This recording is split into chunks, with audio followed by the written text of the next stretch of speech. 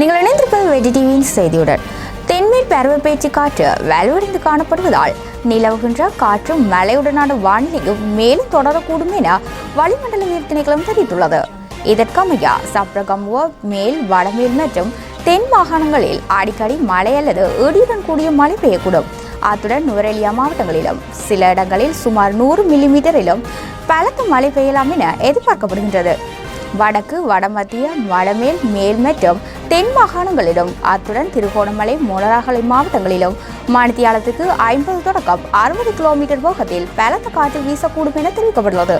கடற்பிராந்தியங்களில் மணித்தியாலத்திற்கு 40 தொடக்கம் 50 கிலோமீட்டர் வேகத்திலும் சில சமயங்களில் மணித்தியாலத்துக்கு 60 தொடக்கம் 70 கிலோமீட்டரிலும் கூடிய வேகத்தில் காற்று வீசக்கூடும் என எதிர்பார்க்கப்படுகிறது.